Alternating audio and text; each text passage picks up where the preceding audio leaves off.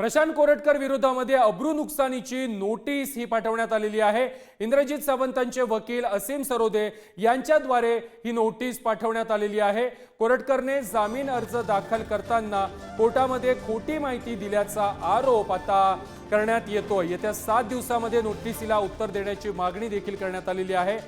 कळंबा कारागृहाच्या पत्त्यावरती कोरटकरांना ही नोटीस पाठवण्यात आलेला आहे।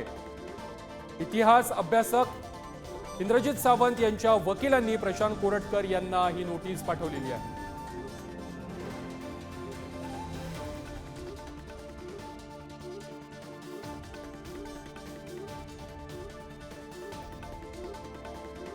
आताच्या क्षणाची महत्त्वाची बातमी आहे। प्रशांत कोरटकर विरोधामध्ये अब्रू नुकसानीची नोटीस ही पाठवण्यात आलेली आहे। इंद्रजित सावंतांचे वकील असीम सरोदे यांच्या मार्फत ही नोटीस बजावण्यात आलेली आहे। या संदर्भात अधिक माहिती देत आहेत आमचे प्रतिनिधी शेखर पाटील।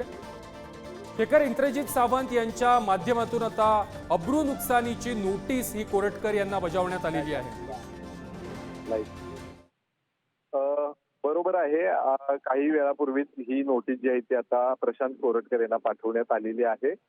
खरं तर प्रशांत कोरटकर याने जामिनासाठी जो अर्ज दाखल केला होता त्या जामीन अर्जामध्येच खरं तर इंद्रजित सावंत यांच्याबद्दल चुकीची माहिती दिलेली आहे। त्यातून अब्रू नुकसान होण्याचा खरं तर प्रकार जो आहे तो केलेला आहे आणि म्हणूनच त्यांच्या विरोधात आता नुकसान भरपाईसाठीची नोटीस जी आहे ती पाठवण्यात आलेली आहे। खरं तर आपण ज्या पद्धतीने आमच्या विरोधात जे बोललेलं आहे, कोर्टामध्ये जी माहिती सादर केली ती अतिशय चुकीची आहे आणि तशी कुठलीही माहिती आपल्याकडे नसताना देखील अशा पद्धतीनं कोर्टाला चुकीची माहिती देऊन आमची खरं तर बदनामी केल्याचा प्रकार मी म्हटलेला। त्यामुळे निश्चितच आहे प्रशांत कोरटकर याच्या विरोधात नोटीस जी आहे ती असीम सरोदे यांनी पाठवलेली आहे।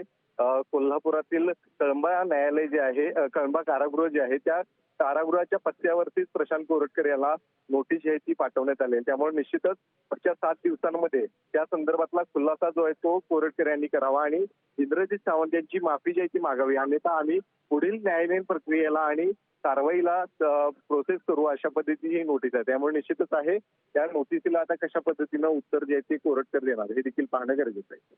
अगदी शेखर, धन्यवाद तुम्ही दिलेल्या सविस्तर माहिती संदर्भात।